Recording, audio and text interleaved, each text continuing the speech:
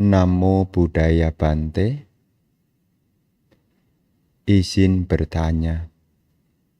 Saya menerima hadiah hampers, kemudian sebagian saya berikan kepada orang lain. Apakah atas pemberian saya itu menambah kebajikan saya atau orang yang memberikan ke saya? Bapak dan Ibu, saudara-saudari sekalian, berkenaan dengan apa yang telah diberikan kepada orang lain, dari pemberian orang lain, sesungguhnya kebajikan itu adalah milik kita. Jadi kalau ibu bapak menerima hadiah dari orang lain, kemudian Anda menerima, itu sesungguhnya sepenuhnya adalah hak Anda. Kalau Anda gunakan, tentu nilai gunanya tidak menjadi bertambah. Ketika Anda gunakan juga untuk berbagi dengan yang lain, berarti di situ Anda menambah kebajikan. Maka satu kebiasaan yang baik juga, kalau ibu bapak menerima sesuatu dari orang lain, hendaknya pemberian itu juga sedikit atau banyak kita sisihkan, kita berikan kepada orang lain, yang merupakan ini juga bagian dari dana punya, yakni dana kebajikan. Begitu ya.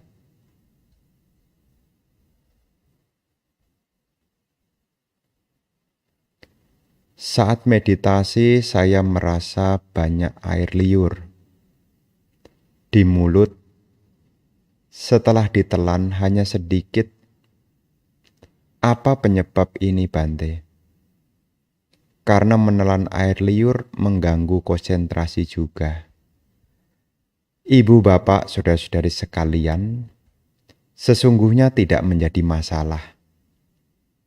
Kalau seandainya sewaktu Anda meditasi, kemudian ada air liur, apakah banyak ataukah sedikit termasuk juga. Mungkin tenggorok Anda terasa kering. Kemudian Anda berpikir, saya akan membasahin leher dengan menelan air liur. Ini juga bisa dilakukan. Dan ini tidak akan mengganggu Anda secara terus-menerus. Daripada Anda membiarkan air liur yang keluar semakin banyak dan membuat Anda menjadi tidak bisa konsentrasi dengan baik, lebih baik telan saja, tidak masalah. Ya, jadi tidak masalah. Jadi kalau ada air liur, kemudian ingin menelannya, ya tidak jadi masalah. Begitu ya.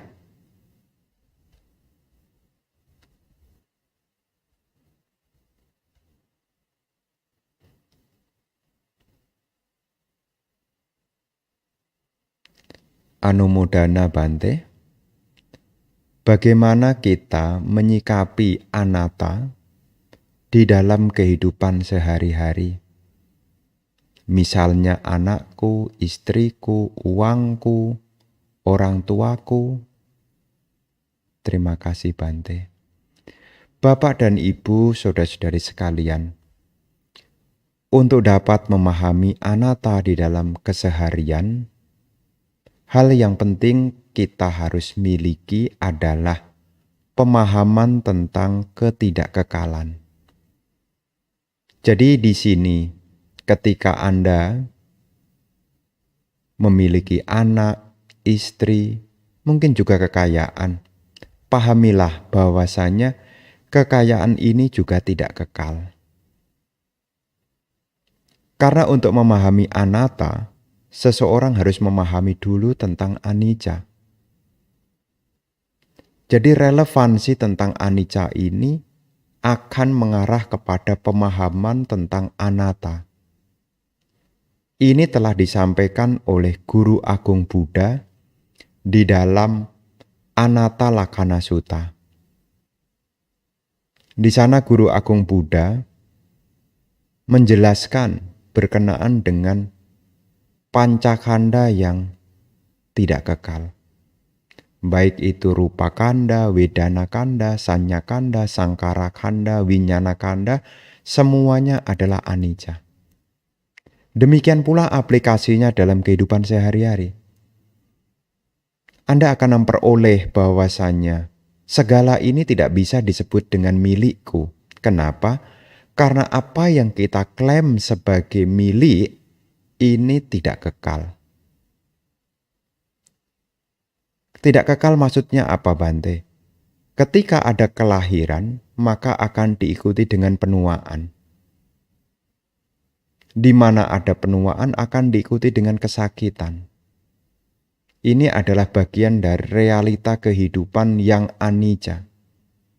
Selain itu juga kita punya pemahaman apa yang aku cintai, apa yang aku miliki, wajar berubah, wajar terpisah. Ini pemahaman dari anicca. Setelah kita paham semuanya ini tidak kekal, kita juga tidak akan diliputi kemelekatan yang begitu kuat. Salah satu kemelekatan adalah attawada upadana. Kemelekatan tentang pandangan ini milikku, ini aku, ini diriku. Pemahaman tentang hakikat yang sesungguhnya, yang anatta, ini harus diawali dari melihat tentang anicca. Jadi ibu bapak bisa perhatikan. Anda punya istri, Anda punya anak, Anda punya suami, Anda punya kekayaan. Pada dasarnya semua ini adalah tidak kekal. Bisa berubah. Apakah berubah karena usia tua? Apakah berubah karena datangnya sakit? Termasuk juga berubah karena ada kematian. Kenapa demikian? Ya karena tidak milikku. Kalau ini milikku maka kita bisa memerintah. Istriku jangan tua. Anakku jangan sakit. Memang itu adalah doa yang baik. Tapi perlu kita pahami. Dalam realita kebenaran hakiki, semua yang anicca di situ duka. Semua yang anicca yang duka itulah anatta. Jadi untuk menyikapi ya kita harus bijak. Ketika ada perubahan, kita harus punya pengertian. Ini tidak kekal. Ketika kita senang, kita juga harus mawas diri. Kesenangan ini juga tidak kekal. Ketika kita dirundung duka sekalipun, kita harus memahami, duka ini juga tidak kekal. Makanya, usaha untuk membebaskan diri dari kemelekatan, ya tidak lain adalah usaha untuk membebaskan diri kita dari penderitaan. Orang yang memahami anicca, duka dan anatta, seseorang ini tidak lagi diliputi oleh kemelekatan. Kalau kemelekatannya semakin hari semakin berkurang, maka penderitaannya juga semakin hari semakin berkurang. Sekali lagi, kalau kemelekatannya berkurang, maka penderitaannya akan berkurang. Ajaran Sang Buddha ini mengajarkan kepada kita agar dari kita punya pengertian, membuat kita menjadi tidak melekat. Kemelekatan itu ada 4, ibu bapak. Ya, kemelekatan itu ada 4. Yang pertama, yang disebut dengan kama upadana. Kemelekatan kepada kesenangan pintu indria. Namanya kama upadana. Kemudian, ditthi upadana. Kemelekatan pada pandangan diri yang kekal. Ini ditthi upadana. Kemudian yang ketiga, silabata upadana. Praktek yang tanpa disertai dengan pengertian yang benar. Namanya silabata upadana. Dan yang keempat adalah attawada upadana. Kemelekatan pada pandangan ini aku, ini milikku, ini diriku. Kapan hari ada yang bertanya, Bante, kalau saya berbuat baik terus-menerus, apakah itu kemelekatan? Tidak. Kalau saya rajin meditasi, apakah itu kemelekatan? Tidak. Kalau saya berbuat baik terus-menerus, apakah itu kemelekatan? Tidak. Jadi ibu bapak perlu pahami, kemelekatan itu secara dhamma ada 4. Kama upadana, diti upadana, silabata upadana, dan attawada upadana. Dengan kita mengerti tentang anicca, dukkha, anatta, menembus dengan pandangan benar, maka kemelekatan akan kita tinggalkan. Kemelekatan kita tinggalkan, maka penderitaan juga kita tinggalkan. Begitu ya.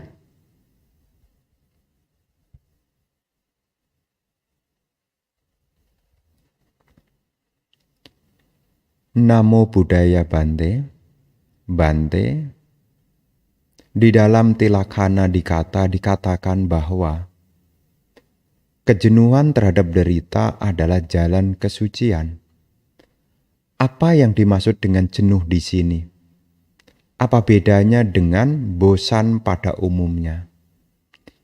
Ibu bapak, saudara-saudari sekalian, dikatakan di dalam Tilakkana Dikata, itu bagian dari Parita Awamanggala. Jadi ibu bapak bisa melihat ya di bagian dari Parita Awamanggala. Di sana disebutkan Sabe sangkara anicati yada panyaya pasati athani bindati duke samago wisudia. Di sana athani bindati duke, kejenuhan terhadap derita, samago wisudia, adalah jalan menuju kesucian. Jenuh di sini artinya seseorang mampu melihat sangkara apapun, baik itu bentukan maupun tidak bentukan, ya, meliputi kalau di dalam Tilakkana itu ada sabe sangkara anicca, sabe sangkara dukkha, sabe dhamma anatta. Bentukan maupun bukan bentukan, sabe dhamma anatta, segala sesuatu ini pada dasarnya adalah dukkha. Jadi kalau seseorang dapat memahami dukkha, ya, seseorang itu akan jenuh. Maka ada usaha-usaha niat untuk mengakhiri penderitaan. Apakah lahir di alam surgawi, apakah lahir di alam Brahma, ataukah lahir di alam arupa Brahma, kelahiran dimanapun menjadi apapun, semua adalah anatta. Ya, semua adalah anatta. Anatta itu tidak ada inti yang kekal, tidak ada keakuan. Karena kalau ada keakuan maka di situ ada penderitaan.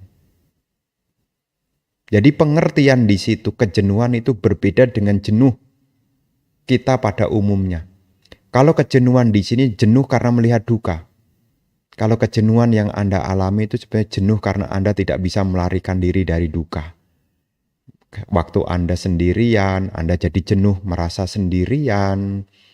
Kemudian saat Anda melakukan aktivitas tertentu secara kontinu terus-menerus, Anda jadi jenuh, kemudian mengalihkan perhatian. Ya, itu berbeda dengan pemahaman kejenuhan di sini. Jenuh di sini seseorang telah melihat tentang ya, kondisi-kondisi yang tidak kekal, yang duka, yang anatta. Ini sehubungan dengan apa pancakanda sesungguhnya. Baik itu rupa kanda, wedana kanda, sangkara kanda, ya. Rupa kanda, wedana kanda, sanya kanda, sangkara kanda, winyana kanda, semua adalah anicca. Di mana ada anicca, maka di situ akan diikuti duka. Di mana ada duka dan anicca, di situ pasti disebut sebagai anatta. Ini juga tidak lepas dengan khotbah Sang Buddha yang berjudul Anatta Lakkhana Sutta. Makanya di dalam Anatta Lakkhana Sutta, nanti kalau ibu bapak ya membuka buku Parita Suci ya. Nah, di sini ada buku Parita Suci juga. Nah, di dalam bagian dari Anatta Lakkhana, Anda bisa buka buku Parita Suci halaman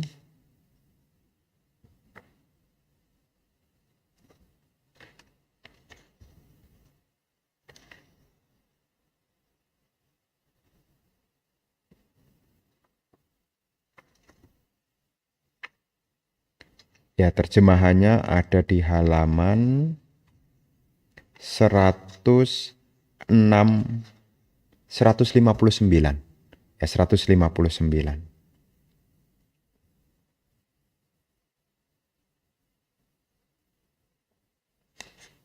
Ya, di halaman 159 nanti dibaca. Ya, di sini ya telah disampaikan ya salah satunya, ya tidak semuanya saya baca. Ini salah satunya. Ada pertanyaan dari Sang Buddha begini. Oh para biku, bagaimanakah pandangan kalian terhadap tubuh ini? Bahwasanya tubuh ini kekal ataukah tidak kekal? Para biku menjawab, tidak kekal Bante. Sesuatu yang tidak kekal itu bisa bertahan ataukah tidak bisa bertahan? Tidak bisa bertahan Bante. Sekarang, sesuatu yang tidak kekal, tidak bisa bertahan dan senantiasa berubah itu, apakah patut dipandang sebagai ini milikku, ini aku, ini diriku?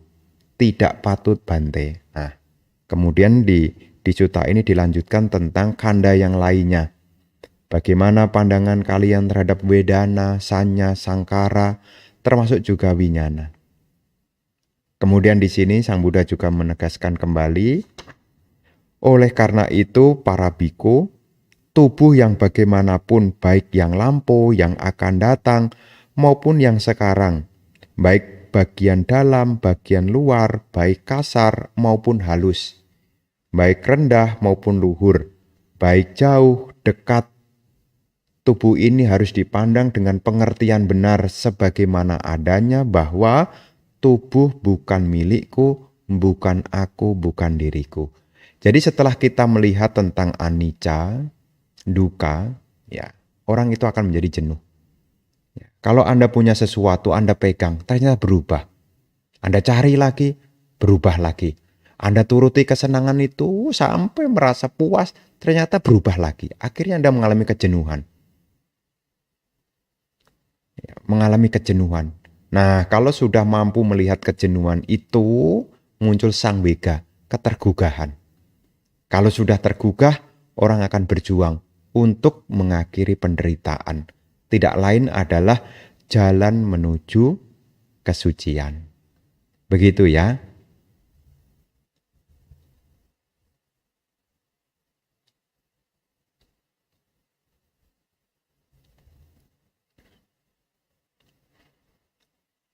Selamat malam Bante. Bagaimana kita berlatih merespon adanya tanha dalam kehidupan sehari-hari sebagai perumah tangga? Apakah kita tidak boleh senang-senang, misalnya nonton film kesukaan, makan makanan kesukaan, dan lain-lain? Terima kasih. Bapak dan Ibu, saudara-saudari sekalian, bagi seseorang yang ingin mengakhiri penderitaan, ini mesti perlu dipahami ya. Bagi seseorang yang ingin mengakhiri penderitaan, jadi ini bukan masalah boleh atau tidak boleh. Tapi ini berbicara tentang bagi seseorang yang ingin mengakhiri penderitaan, maka seseorang ini hendaknya mengetahui apa sebab dari penderitaan. Di dalam Dhammacakkappavattana Sutta disebutkan bahwasannya kemunculan penderitaan itu oleh tanha. Tanha ini menyebabkan kelahiran berulang. Maka, kalau seseorang ingin mengakhiri penderitaan, maka seseorang itu berusaha untuk mengatasi tanha. Bagaimana Bante untuk mengatasi tanha? Jalannya cuma satu, yaitu jalan mulia berunsur 8. Jadi kalau sebagai perumah tangga, bagaimana supaya kita bisa mengatasi tanha? Ya, praktekanlah jalan mulia berunsur 8. Jika disingkat menjadi sila samadipanya. Di dalam kitab penjelas dikatakan bahwasanya seseorang mengawali dengan praktek sila. Sila itu meliputi kemurnian moralitas. Kalau perumah tangga ya menjaga latihan Pancasila Buddhis. Ini dalam rangka apa? Dalam rangka untuk menghadapi tanha dalam kehidupan sehari-hari. Jadi cara kita di dalam latihan supaya kita bisa mengatasi tanha, di situ disebutkan tentang praktek sila. Di dalamnya, jika perumah tangga menjalankan praktek 5 sila. Tidak membunuh, tidak mencuri, tidak berasusila, tidak berbohong, tidak minum minuman keras. Ini namanya praktek moralitas, bagian dari perumah tangga. Selain menjalankan moralitas yang Pancasila Buddhis tadi, disebutkan di sana juga indriya sangwara. Apa itu indriya sangwara? Mengendalikan pintu indriya. Jadi cara merespon tanha supaya tidak berkembang, kita berlatih untuk mengendalikan pintu indriya. Pintu indriya ini meliputi apa? Mata, telinga, hidung, lidah, sentuhan, termasuk juga pikiran kita. Kita belajar untuk mengendalikan pintu indriya. Karena tidak ada yang memicu munculnya tanha tanpa adanya pintu indriya. Makanya dikatakan di sana salayatana pacaya paso, pasa pacaya wedana, wedana pacaya tanha. Dari pintu indriya, salayatana itu 6 pintu indriya. Dari 6 pintu indriya itu menjadi sebab kemunculan, yakni kontak. Dengan adanya kontak menjadi sebab kemunculan pacaya wedana, perasaan. Dari perasaan itu menjadi sebab kemunculan tanha, kegandrungan atau nafsu-nafsu keinginan. Jadi dalam hal sila, selain latihan moralitas, yakni dalam keseharian, sangat baik sekali kalau kita mengendalikan pintu indriya. Dalam rangka apa? Dalam rangka ingin mengakhiri penderitaan. Jadi bukan masalah boleh atau tidak boleh, tapi mesti ingat tujuan. Kalau Anda ingin mengakhiri penderitaan, cara yang dilakukan adalah menjalankan sila, meliputi Pancasila Buddhis, kalau perumah tangga, termasuk juga mengendalikan pintu indriya. Karena dari pintu indriya ini kita bisa terbakar. Jadi dalam khotbah yang berjudul Adita Pariyaya, dikatakan di sana pintu indriya kita ini terbakar sewaktu-waktu. Terbakar oleh keserakahan, kebencian, dan kebodohan batin. Selain indriya sangwara disebutkan di sana, ajiwa parisudi, memiliki kehidupan yang benar. Memiliki penghidupan yang benar. Jadi punya mata pencarian yang benar. Dan disebutkan di bagian sila, juga disebutkan yakni pacaya, ya, pacaya nusita, perenungan tentang penggunaan kebutuhan. Ini untuk apa? Tidak lain adalah untuk meredam kita punya tanha. Sewaktu mengenakan baju, merenungkan tujuan dari baju ini untuk apa? Ketika makan, tujuan makan itu untuk apa? Ketika kita di tempat tinggal, tujuan tempat tinggal itu untuk apa? Ketika kita menggunakan obat-obatan, tujuan penggunaan obat-obatan itu untuk apa? Di mana Bante saya bisa memperoleh penjelasan itu? Ibu bapak bisa melihat di buku Parita Suci ini ada di halaman 198. Nah ini kalau di Parita Suci sini ya 198 kalimat perenungan terhadap barang kebutuhan. Ini juga untuk merespon tanha supaya tidak muncul tanha itu. Ya, baik menggunakan pakaian, di sini satakha ya pakaian, bojana itu makanan, senasana itu tempat tinggal, B saja itu obat-obatan. Nah, di sini ada dijelaskan. Ya, nanti bisa dilihat sendiri ya. Ini urusan sila. Ya, jadi untuk mereda kita punya tanha, kalau itu muncul, kita harus kembali ingat sila.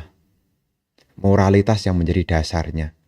Di dalam moralitas itu, kalau perumah tangga yang menjalankan 5 sila, mengendalikan pintu indria sangat baik sekali. Ya. Jadi bukannya boleh atau tidak boleh. Ya. Jadi seperti pertanyaan tadi disebutkan bahwasanya nonton film, makan makanan boleh atau tidak boleh. Ya bukan masalah boleh atau tidak boleh. Anda punya cita-cita enggak untuk mengakhiri penderitaan? Lah Bante, saya ini kan belum kepikiran sejauh itu. Ya kalau begitu, supaya tanha tidak menjadi muncul, sebelum menggunakan sesuatu, renungkanlah aspek manfaatnya. Supaya tidak menjadi tanha. Ya manfaatnya apa? Supaya tidak menjadi kegandrungan. Ya seperti pakaian ada manfaatnya, makanan ada manfaatnya, direnungkan tujuannya.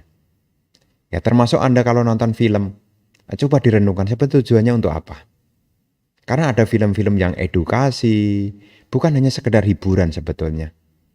Karena film itu juga bagian tertentu juga bentuk pengajaran. Ya, pengajaran. Kalau Anda bisa mengambil sisi yang baiknya, itu sebetulnya juga ada sisi positifnya. Ya seperti misalnya kalau film apa mengajarkan kita mungkin kebaikan, mungkin juga mengajarkan jangan berbuat jahat juga. Pentingnya kejujuran. Ya Anda tinggal mengambil sisi manfaatnya. Itu lebih baik daripada Anda terbawa oleh ya hanya hal-hal yang menimbulkan kesenangan indriawi semata. Begitu ya. Jadi diawali dari sila, samadhi ya meditasi. Panya untuk memundurkan kebijaksanaan ya bisa kelas dhamma, diskusi dhamma. Ini juga bagian dari upaya untuk memunculkan kebijaksanaan yang disebut dengan sutta mayapanya. Selain sutta mayapanya juga ada cinta mayapanya, merenungkan. Makanya kadang-kadang kita tidak melakukan aktivitas, kita renungkan kembali. Ya, tujuan saya hidup ini punya tujuan untuk apa? Direnungkan. Apakah hari-hari yang saya jalani ini sudah semakin lebih baik ataukah lebih buruk? Direnungkan. Direnungkan. Apakah selama ini saya bersama dengan kewaspadaan atau bersama dengan kelengahan? Direnungkan. Untuk apa Bante? Supaya Anda juga tumbuh di dalam kebijaksanaan. Selain itu juga ada bawana mayapanya. Praktek vipassana. Supaya ibu bapak dapat melihat nama rupa yang anicca, dukkha, dan anatta. Ini juga nanti mengarah kepada redamnya tanha. Yang didasari dari apa? Sila. Jadi dalam keseharian merespon tanha, jaga sila Anda. Ya. Kalau 5 sila Anda jaga dengan baik, pintu indria Anda jaga dengan baik, maka tanha yang belum muncul menjadi tidak muncul. Nanti kalau makin halus vipassana, nah ini kilesa yang halus nih. Tapi yang kasar ya dipotong dengan menjalankan sila. Biar dimengerti ya. Jadi ibu bapak, kenapa kita perlu meredam tentang tanha? Karena tanha itu adalah penyebab kemunculan dari dukkha. Karena tanha itu menyebabkan kelahiran berulang, ponobhawika. Tanha itu sifatnya ragawi, nandi raga. Dan sukar untuk terpenuhi. tata tatra binandini. Tidak pernah tercukupi. Sudah ada ini masih pengen yang lain. Namanya itu tanha. Nandiraga ponobawika tata tatra binandini. Itu karakter dari kita punya tanha. Maka kita dalam keseharian ya jaga sila itu baik sekali. Ya, begitu ya.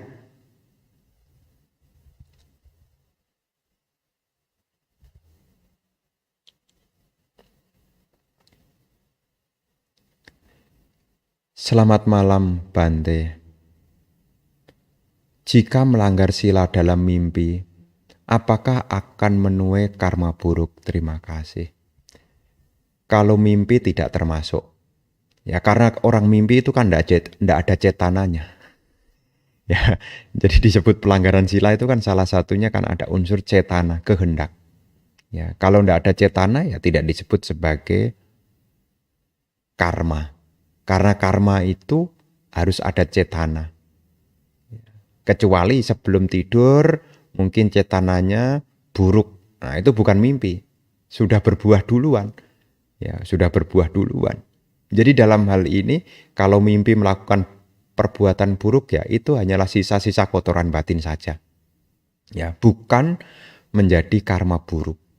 Karena kita tidak ada cetana untuk berkehendak yang buruk. Begitu ya.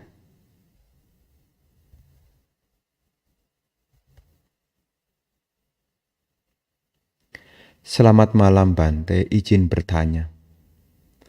Apakah dasar dari pelaksanaan sila, apakah dana ataukah hiri dan otapa? Bapak dan Ibu, saudara-saudari sekalian, dikatakan di dalam uraian penjelas, terkhusus dalam Wisuddhimagga disebutkan, sebab terdekat dari sila adalah hiri dan otapa, sebab terdekatnya. Jadi sebab terdekat dari sila adalah hiri dan otapa. Jadi hiri dan otapa itu menjadi sebab terdekatnya dari sila.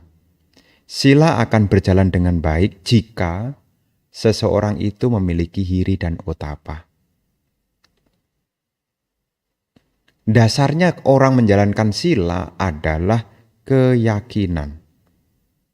Jadi seseorang ya menjalankan sila dasarnya adalah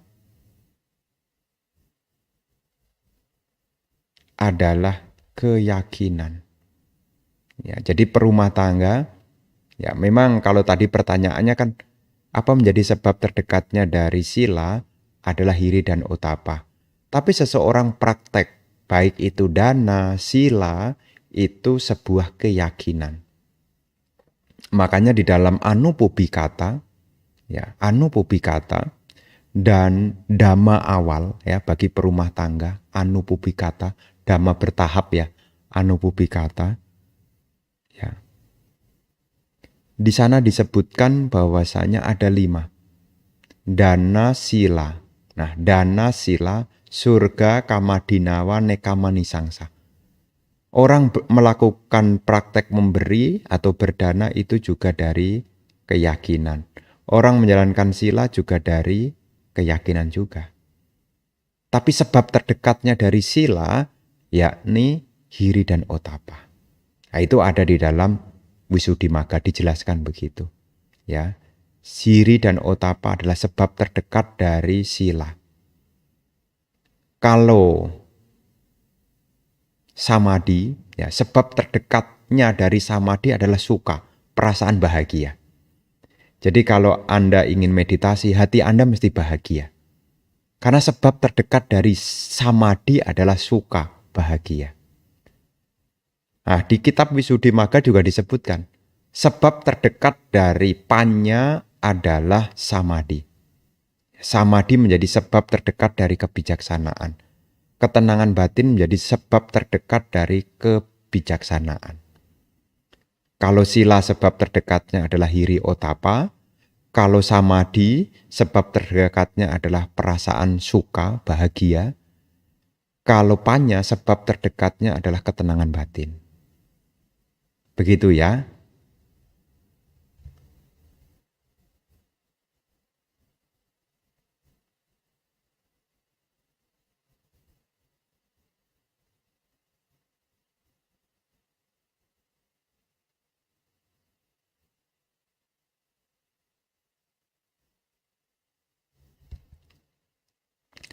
Namo Buddhaya Bante. Bante, mohon bertanya, bagaimana selayaknya respon kita bila panca indera ada kontak dengan yang di luar, positif, negatif, netral. Ketika kita melihat sesuatu, mendengar sesuatu, mencium sesuatu, merasakan sesuatu, berpikir sesuatu, ya, dari salayatana itu, bagaimana kita supaya aman, ya, baiknya begitu, hendaknya terus membawa sati. Ya, sati. Ya, sati itu akan membantu kita. Sati sapanjana. Sati pengingatan, sampajana adalah kebijaksanaan. Jadi kalau kita berkontak dengan dunia luar, supaya tidak menjadi tanha, hendaknya kita mempertimbangkan asas manfaatnya. Sataka sampajana. Mempertimbangkan tentang manfaatnya. Supaya apa Bante? Kok mempertimbangkan manfaatnya? Supaya tidak terbawa oleh tanha.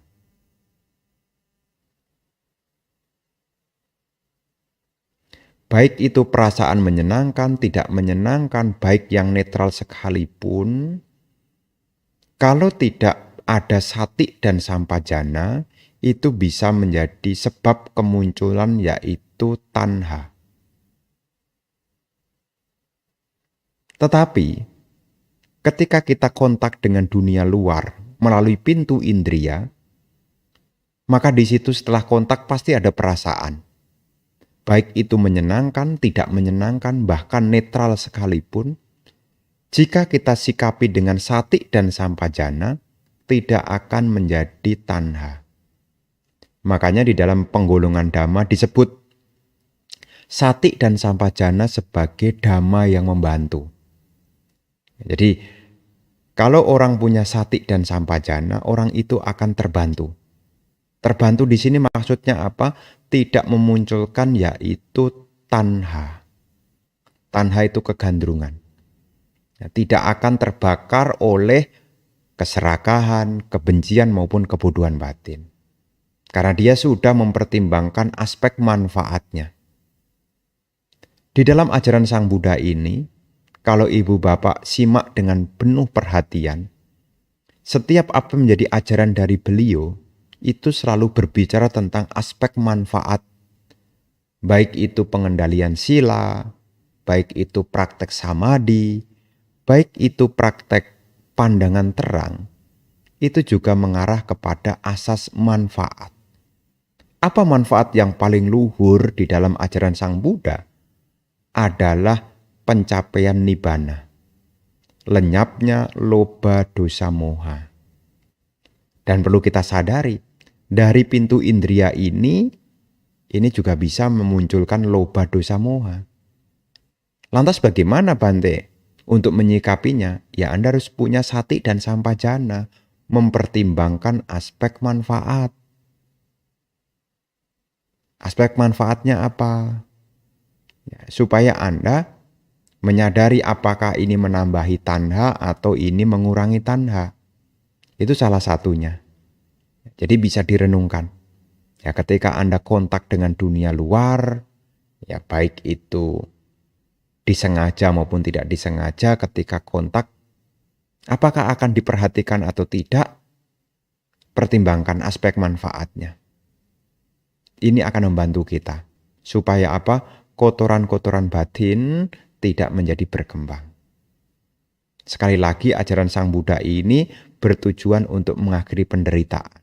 Jadi bukannya boleh atau tidak boleh, harus dengan kesadaran kita. Sang Buddha tidak mengatakan boleh atau tidak boleh, tapi Sang Buddha mengingatkan kita untuk apa? Apakah kita ingin mengakhiri penderitaan atau tidak? Nah, kalau kita ingin mengakhiri penderitaan ya, tempuhlah Dhamma, praktekkanlah Dhamma. Bisa dimengerti ya?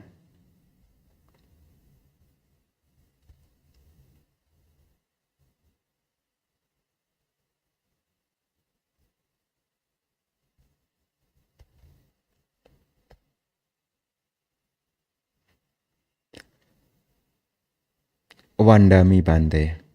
Bante, apakah kekuatan kesadaran bisa menghapus kesedihan Bante? Semisal kita sedang bersedih, apakah dengan menyadari bahwa kita sedang bersedih, maka kesedihan itu berkurang? Bapak dan Ibu, saudara-saudari sekalian, tentu kesadaran ini akan membantu selama kesadaran ini bersama dengan pengertian benar. Anda tidak akan bersedih. Anda juga punya kekuatan untuk menghadapi kesedihan. Pikiran Anda akan benar kalau Anda punya pengertian benar. Dalam istilah Dhamma itu, seseorang memiliki samaditi, pengertian benar atau pandangan benar. Karena dikatakan di sana, kalau seseorang punya pengertian benar, maka seseorang akan punya pikiran benar. Samaditi memunculkan sama sangkapa. Dari pandangan benar akan memunculkan pikiran benar. Pikiran yang benar itu pikiran yang bisa melepaskan nekkhamma sangkapa. Kenapa kita sedih? Ya karena kita masih diliputi oleh kemelekatan. Kita belum bisa melepaskan, belum punya kemampuan untuk nekkhamma. Lantas bagaimana Bante supaya saya punya kemampuan untuk melepaskan? Anda harus punya yakni pengertian. Salah satunya adalah mengerti tentang anicca, semua tidak kekal.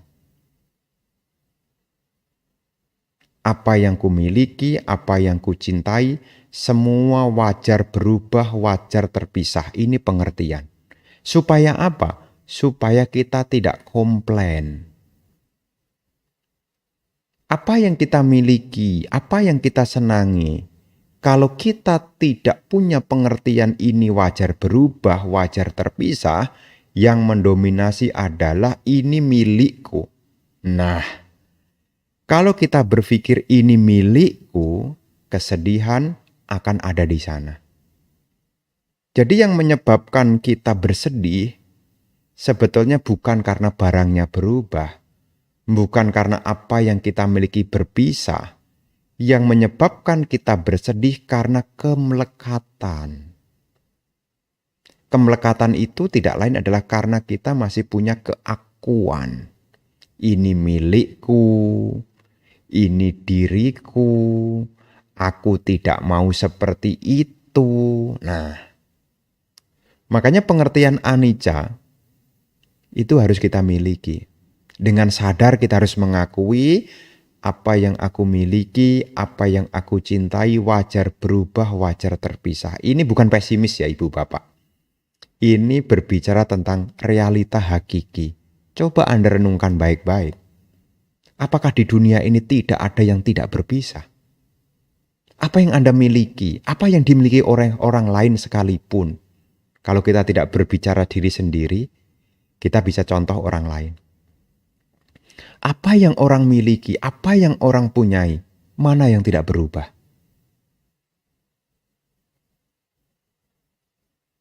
Orang punya kedudukan, akan berubah. Bisa jadi perubahan itu mendadak, atau perubahan itu pelan-pelan. Karena datangnya usia tua, itu bisa terjadi. Datangnya sakit, bisa terjadi. Datangnya kematian bisa terjadi. Dan ini dialami oleh semua makhluk. Cobalah lihat keluar. Siapa di dunia ini yang memiliki selamanya? Tidak ada. Jadi karyawan akan pensiun. Jadi pejabat juga akan pensiun. Tidak mungkin selamanya. Jadi presiden sekalipun tidak selamanya. Menjadi penguasa wilayah juga tidak selamanya juga. Kenapa demikian? Karena realita hakiki kehidupan ini tidak kekal. Pengertian ini akan membantu kita untuk apa? Memiliki pikiran yang benar. Sehingga apa? Kita bisa melepaskan. Pengertian benar ini akan membuka kesadaran kita. Sehingga kita bisa mengatasi kesedihan. Nah, selain mengerti tentang anicca, kita juga perlu mengerti tentang dukkha. Di dunia ini semua tercengkram oleh dukkha. Dukkha ini ada, bukan mengada-ngada. Diminta datang, dia datang. Tidak diminta, dia tetap datang. Itulah dukkha. Dukkha itu akan datang. Meskipun kita tidak menghendaki sekalipun, rasa tidak nyaman itu pasti ada. Baik tubuh, baik perasaan, baik pikiran itu senantiasa ada. Hanya soal waktu munculnya. Ini dari mana, Bante? Kalau Anda punya pengertian. Selain itu juga untuk diri sendiri. Kita juga perlu menyadari bahwasanya setiap orang memiliki karma masing-masing. Makanya kalau ibu bapak membaca di bagian dari Abhinha Pacawekkhana, ini mengajarkan supaya kita dapat melepaskan kesedihan juga. Abhinha Pacawekkhana. Ya, kalau ibu bapak di rumah punya buku Parita Suci, ada bagian yakni Abhinha Pacawekkhana. Ada di halaman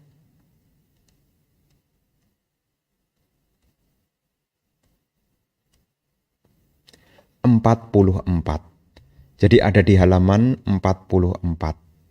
Ya, di dalam buku itu disebutkan bahwasanya supaya kita tidak sedih, kita harus menyadari jarada momhi jarang anatito, biadida momhi biading anatito, maranada momhi maranang anatito, sabehi me piehi manabehi nana bawo wina bawo, kamasa komhi Kamada yado, kama yoni, kama bandu, kama pati sarano, yang kamangkari sami, kalyana wapapa kangwa, tasadaya do bawi sami, ewang amhehi abhinha pacawekkhana pata. Nah, ini juga bisa kita jadikan renungan, supaya apa? Kita bisa membebaskan diri kita dari kesedihan. Jadi untuk menyadari, ya kita harus punya pengertian benar. Ya, selain kita, untuk sekarang nih, supaya kita punya pengertian benar, ya kita juga harus memiliki sahabat yang baik. Karena sahabat yang baik itu akan membantu kita memiliki pengertian benar. Memiliki kalyana mita itu akan membantu kita supaya kita punya pengertian benar. Karena dengan siapa kita bergaul itu juga mempengaruhi kita. Makanya kalau kita punya sahabat yang baik ini akan membantu kita supaya kita punya pengertian benar. Kalau kita punya pengertian benar, maka kita punya kekuatan untuk mengatasi kesedihan. Jadi Anda punya kesadaran itu akan membantu Anda. Ya, kesadaran itu ya tidak lain bersama dengan pengertian yang benar. Kalau Anda punya pandangan benar, Anda akan punya pikiran benar. Pikiran benar itu adalah nekama sangkapa, pikiran yang bisa melepaskan. Selain itu, pikiran benar juga disebut abhyapada sangkapa, pikiran tanpa niat jahat. Dan ahimsa sangkapa, pikiran tanpa kekejaman. Ini pikiran yang benar. Dari mana punya pikiran benar ini? Ya, tidak lepas dari pandangan benar, dari samaditi. Begitu ya.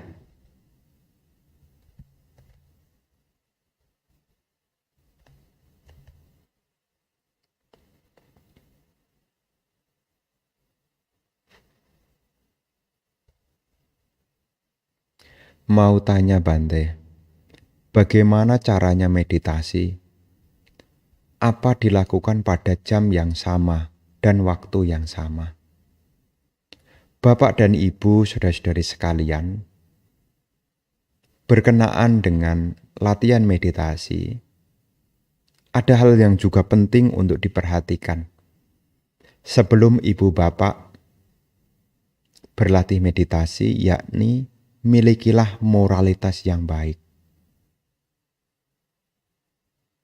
Karena moralitas itu dikatakan membuat orang menjadi bahagia. Kalau seseorang tidak melanggar sila, maka tidak muncul penyesalan. Dengan tidak adanya penyesalan, batin diliputi sukacita. Batin yang diliputi sukacita menjadi gembira. Pikiran yang gembira itu mengkondisikan bahagia. Bahagia itu mengkondisikan ketenangan. Jadi sebelum ibu bapak berlatih meditasi, penting sekali untuk menengok tentang sila yang dijalankan. Sebagai perumah tangga, 5 sila mesti dijaga dengan baik. Selain 5 sila, ya latihan dalam keseharian mengendalikan pintu indera juga mendukung. Kalau silanya sudah dijaga, Anda punya kesempatan untuk mengembangkan samadhi menjadi bagus. Meditasi Buddhis itu tujuannya adalah untuk mengakhiri penderitaan. Sila yang kita jalankan juga punya tujuan untuk mengakhiri penderitaan. Untuk latihan meditasi, setelah seseorang punya sila, seseorang memperhatikan terlebih dahulu tubuh jasmaninya. Ya, Anda bisa perhatikan tubuh jasmani Anda. Jadi sebelum Anda meditasi, perhatikan dulu tubuh jasmani Anda. Ya, kalau bangun tidur pagi ya cuci muka dulu, perhatikan dulu. Ya, cuci muka, kemudian minum air dulu. Supaya apa? Sebelum Anda meditasi, badan Anda sudah segar dulu. Lakukanlah dengan perasaan bahagia. Jadi sebelum Anda meditasi, Anda perhatikan tubuh jasmani Anda, ya. Dan pada saat meditasi, liputilah diri Anda dengan perasaan bahagia. Karena sebab terdekat dari samadhi adalah suka. Suka itu perasaan bahagia. Jadi sewaktu Anda latihan, ya jaga tubuh jasmani Anda. Ya, baik Anda duduk di kursi maupun duduk di lantai. Mungkin juga Anda meditasi berdiri. Anda tenangkan dulu tubuh jasmani Anda. Ketika tubuh jasmani Anda perhatikan, tenangkan pikiran Anda. Dengan pikiran yang tenang, coba munculkan perasaan bahagia. Karena samadhi itu sebab terdekatnya adalah suka. Anda harus bahagia. Tidak boleh banyak pikiran. Ya, lah Bante kok saya banyak pikiran? Wah, sukar nanti meditasinya. Ya. Lantas bagaimana Bante supaya saya tidak banyak pikiran? Renungkanlah kembali sila yang Anda jalankan. Dalam satu hari ini saya tidak membunuh makhluk hidup. Dalam satu hari ini saya tidak mencuri. Dalam satu hari ini saya tidak melakukan perbuatan asusila. Dalam satu hari ini saya tidak berbohong. Dalam satu hari ini saya tidak minum minuman keras. Diulang lagi, diulang lagi, diulang lagi. Karena perenungan tentang sila itu membuat orang jadi tenang. Apa yang Anda takutkan kalau Anda punya sila yang baik? Apa yang Anda takutkan? Karena sila itu disebut pelindung juga. Apa yang Anda takutkan?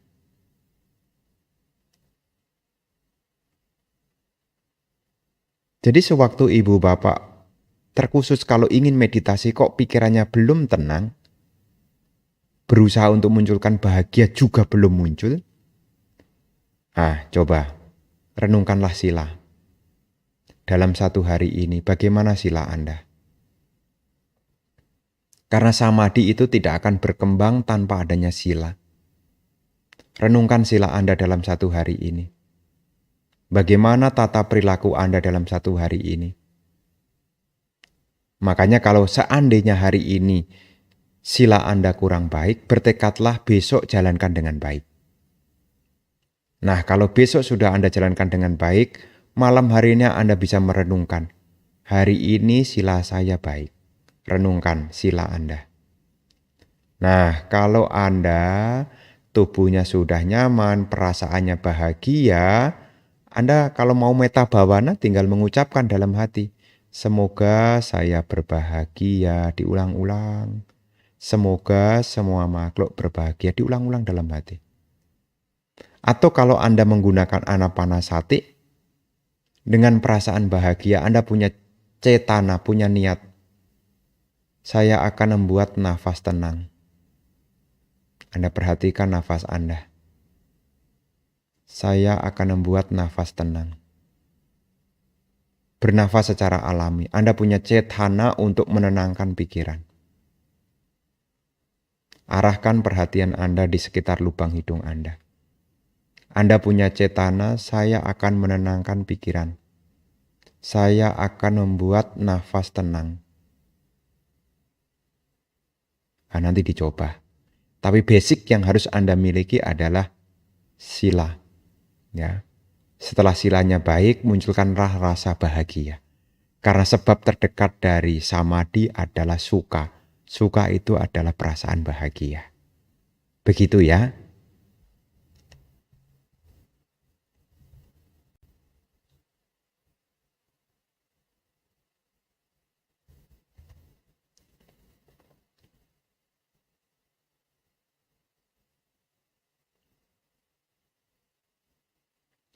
Malam Bante, tolong jelaskan arti dari Wataka Parita.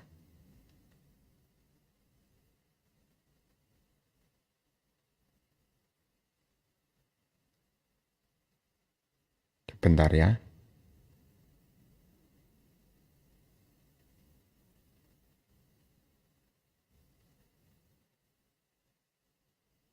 Nah, berkenaan dengan Wataka ini, sebetulnya ini berkenaan tentang Bodhisatta. Jadi Wataka Parita yang ada di buku Parita Suci ini, Wataka Parita ini berkenaan dengan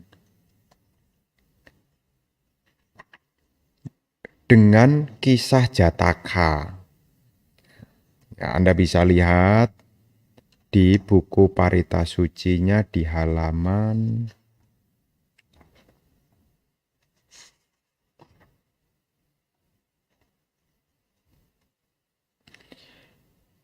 94.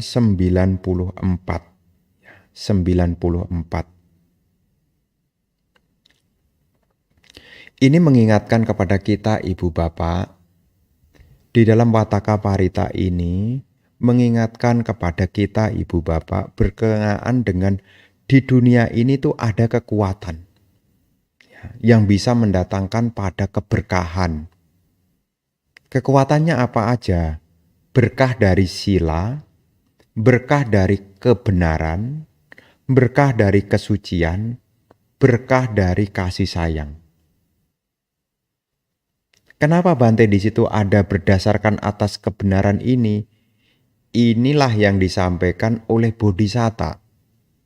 Ketika Bodhisatta terlahir menjadi anak burung puyuh. Jadi anak burung puyuh ini baru menetas. Ya, baru menetas. Pada saat burung puyuh menetas ini, terjadilah api yang membakar hutan. Ini kisah Jatakanya begitu.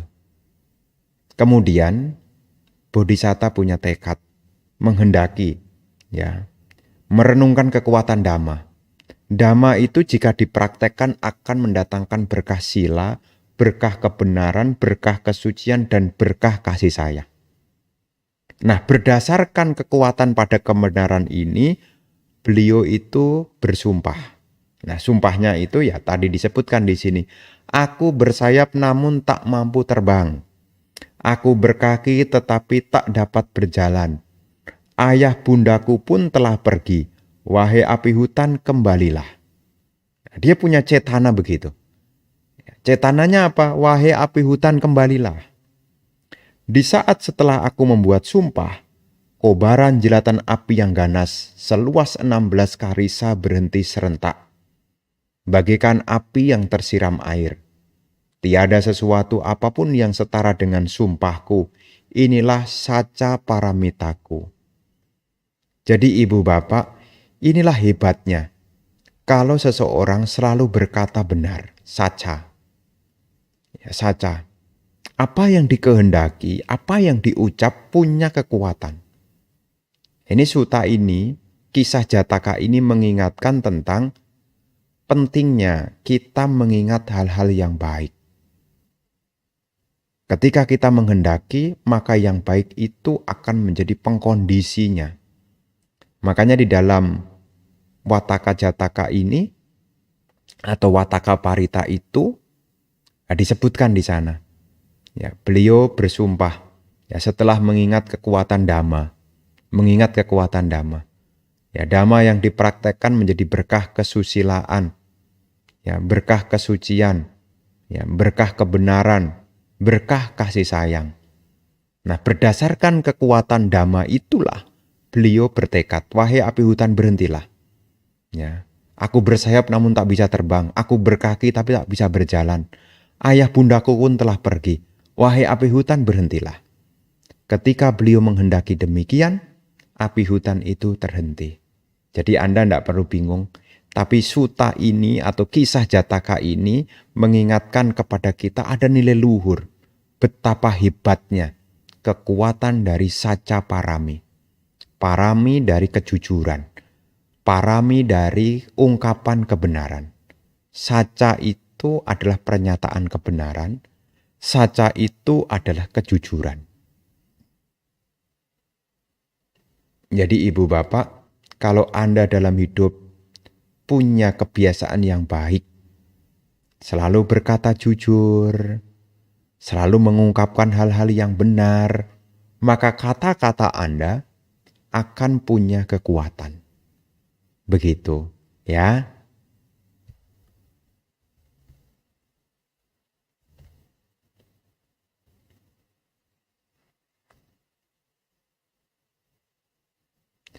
Namo Buddhaya. Selamat malam Bante, izin bertanya. Saat meditasi kaki merasa kesemutan dan kadang gatal dikit, digigit nyamuk. Apakah diabaikan ataukah boleh direspon rasa gatal dan kesemutan tersebut? Ibu bapak saudara-saudari sekalian,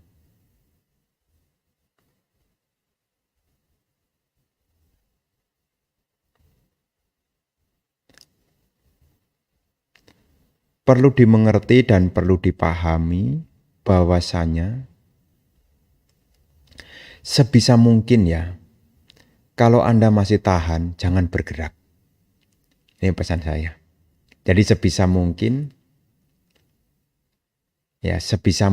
Anda tahan dulu. Jadi kalaupun kaki kesemutan, mungkin ada gigitan nyamuk yang menempel, tahan dulu. Ya. Kalau Anda benar-benar tidak tahan, lain ceritanya. Tapi selama Anda masih bisa menahan, tahan dulu. Itu juga bagian dari kita melatih kesabaran. Ya. Jadi kita melatih kesabaran. Namanya pahana, penahanan. Kita latihan kesabaran juga, penahanan. Ya, kita tahan aja. Tapi kalau tidak tahan bagaimana Bante? Ya kalau tidak tahan Anda sadari. Ya mungkin ada gatal, mungkin di lengan misalnya. Pelan-pelan. Ya, Anda usah pelan-pelan, Anda usah buru-buru. Ya, Anda usah pelan-pelan. Nah, kalau kakinya kesemutan, tidak tahan, Anda geser pelan-pelan tubuh Anda. Jadi Anda rubah posisi pelan-pelan. Misalnya begitu, Anda rubah posisi pelan-pelan. Nah, itu bisa dilakukan. Begitu ya.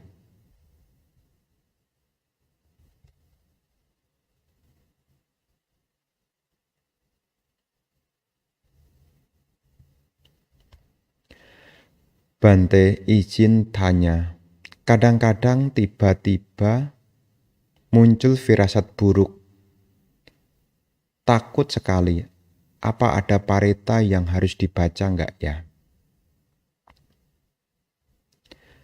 Bapak dan Ibu, saudara-saudari sekalian, kalau ada firasat buruk, ada perasaan yang tidak enak, tentu salah satu yang bisa kita lakukan kalau Anda bertanya tentang parita, ya Anda bisa membaca yang seperti Anda lakukan kalau hari Minggu, yakni misalnya nama Karapata, Wandana, Tisarana, Pancasila, Buddhanusati, Dhammanusati, Sangganusati, Saca Kiryagata, Karania Metasuta, kemudian Brahma Wihara. Itu isinya bagus sekali. Ya. Nama Karapata, kita melakukan puja kepada Tiratana. Dan puja kepada Tiratana dikatakan ini adalah puja ca puja nianam. Memuja yang patut dipuja. Kemudian Anda Wandana memberikan penghormatan kepada Guru Agung Buddha. Ini juga hal yang baik sekali. Tiksarana, mengungkapkan diri bahwasanya aku adalah orang yang berlindung kepada Buddha, Dhamma, dan Sangha. Kemudian mengingat tentang sila, Pancasila Buddhis, baik sekali. Ya. Kalau Anda punya moral itu menjadi kekuatan. Merenungkan tentang Buddha, Dhamma, dan Sangha. Buddhanusati, Dhammanusati, bagus sekali. Ya, untuk apa Bante? Memperkokoh keyakinan. Terus, Saca Kiryagata, Anda punya pengungkapan kebenaran. Tiada perlindungan lain bagiku. Sang Buddhalah pelindungku nan luhur. Berkat pernyataan kebenaran ini, semoga saya selamat sejahtera. Ya, Anda bisa mengungkapkan dalam hati Anda. Kemudian Karania Metasuta, bagus sekali. Ya, Karania Metasuta ini suta cinta kasih, bagus sekali. Karena meta itu akan melindungi. Termasuk juga Brahma Wihara, itu juga bagus sekali. Jadi kalau pikiran Anda mungkin muncul firasat yang tidak baik, ya bacalah yang tadi Bante telah sampaikan. Mulai dari nama Karapata sampai Brahma Wihara, baik sekali. Karena itu isinya juga hal-hal yang baik. Untuk apa Bante? Untuk mengkondisikan pikiran kita baik.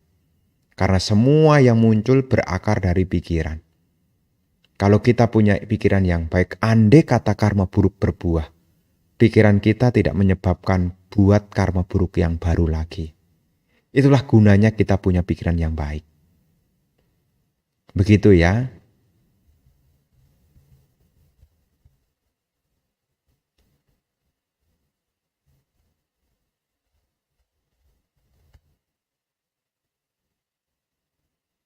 Malam Bante. Apakah ada perbedaan arti dari perayaan Katina dengan Sanggadana di masa Katina? Ibu bapak saudara-saudari sekalian, perayaan Katina itu mengacu kepada proses pembuatan jubah. Ya, Katina kala, masa pembuatan jubah. Kalau di wihara itu tinggal lebih dari 4 biku, dan di wihara itu ada sima, maka di wihara itu bisa membuat jubah yang disebut dengan katina. Sedangkan kalau wihara-wihara termasuk sekolahan-sekolahan kemudian ingin membuat acara katina, sesungguhnya tidak bisa. Mereka hanya bisa membuat yakni sanggadana. Sanggadana itu artinya mengundang biku sangga untuk menerima dana. Jadi perbedaannya adalah kalau sanggadana itu bisa dilakukan kapanpun. Tidak hanya di hari Katina, tapi di hari-hari kapanpun bisa dilakukan. Tapi kalau Katina hanya bisa terjadi setelah biku selesai masa wasa. Dan biku yang tinggal di wihara itu lebih dari 4 orang biku.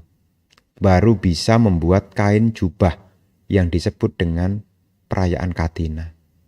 Jadi untuk di Indonesia sangat sedikit sekali bisa membuat perayaan Katina.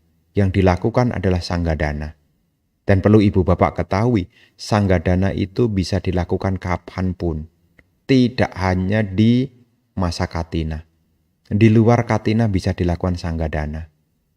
Ya, jadi misalnya Anda mengundang bhikkhu sangga dalam jumlah tertentu di rumah Anda, tidak di wihara, bisa melakukan sanggadana. Ya, tidak harus di wihara juga sanggadana itu. Jadi pengertian sanggadana artinya mengundang bhikkhu sangga untuk menerima dana. Tapi kalau perayaan Katina itu upacara pembuatan jubah. Dan di situ harus tinggal lebih dari 4 bhikkhu berwasa dan semua tuntas selesai. Di wihara itu juga ada sima, tempat untuk membuat kegiatan sangga kama. Ya, seperti di wihara Jakarta Dhamma Caka nanti ada perayaan Katina. Ya. Kalau di Pusdiklat BSD Bante, hanya sanggadana aja. Tidak ada perayaan Katina, hanya sanggadana. Sanggadana itu artinya mempersembahkan dana kepada sangga. Ya, dana itu ya catupacaya. Ya, baik itu jubah, baik itu obat-obatan, termasuk kebutuhan-kebutuhan yang lainnya. Begitu ya.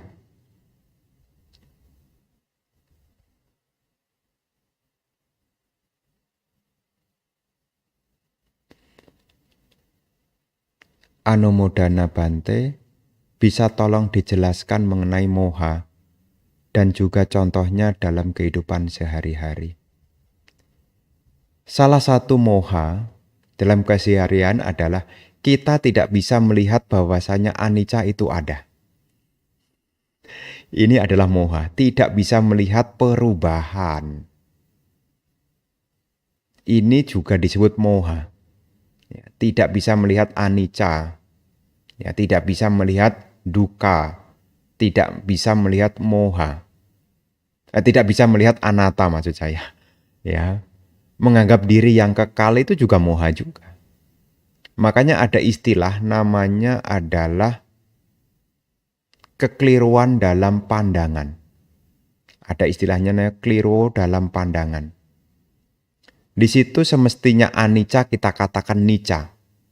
Semestinya itu adalah tidak kekal kita katakan kekal. Itu juga moha juga. Kemudian yang semestinya itu dukkha kita katakan sukha. Itu juga moha juga. Kemudian yang semestinya adalah anatta kita katakan attha. Itu juga moha juga. Yang semestinya itu adalah menjijikkan kita katakan indah. Mestinya adalah asubha kita katakan subha. Itu juga moha. Dalam keseharian kita ini contoh yang paling dekat ada tubuh. Kita katakan tubuh ini indah. Ini juga moha juga loh. Coba diperhatikan dengan seksama, tubuh ini tidak indah. Karena tubuh ini juga akan mengeluarkan aroma yang tidak menyenangkan. Kalau tubuh ini indah pasti ya kita tidak usah repot-repot mandi. Karena tubuh ini mengeluarkan aroma tidak sedap, kita mandi. Termasuk juga kita minum. Ya, minum seperti minum air kemasan begini, kita minum. Setelah kita minum selesai, kemudian sisanya kita kasih orang. Orang tidak mau. Kenapa? Karena kotor. Yang membuat kotor apa? Tubuh ini, bukan minumannya.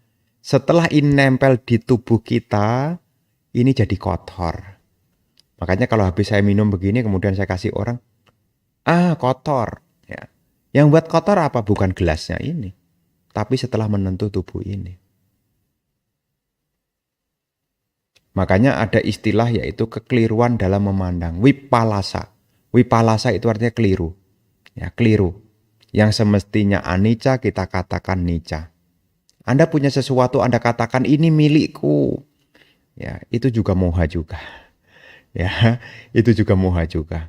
Kita harus bisa bedakan mana bahasa konvensional, mana kebenaran hakiki. Ya. Seperti begini. Ini namanya untuk menampilkan di presentasi. Ya, pointer. Ini secara konvensional disebut ini milikku. Tapi secara kebenaran hakiki ini tidak bisa disebut milikku. Kenapa? Ini berubah. Ini akan rusak. Ya. Ini akan berubah, ini akan rusak dan ini akan menjijikkan. Jadi pengertian bagaimana mengetahui tentang moha, ya kalau kita tidak bisa melihat realita hakiki. Ya termasuk juga kita tidak bisa melihat tentang pancakanda.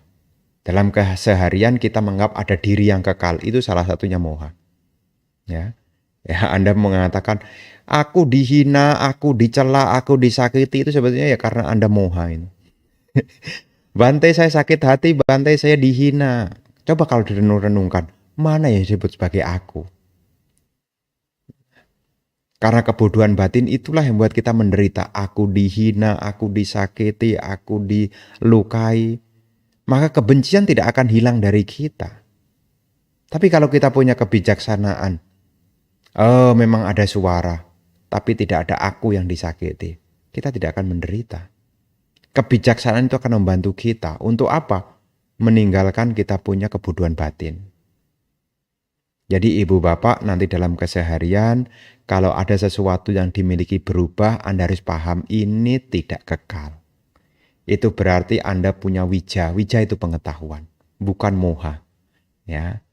Jadi Anda punya pengetahuan. Nanti kalau ada sesuatu yang mungkin Anda miliki berubah, terpisah, Anda paham. Oh, ini tidak kekal. Sesuatu yang tidak kekal ini memang tidak menyenangkan. Nah, Anda punya kebijaksanaan, tidak moha itu namanya. Ya.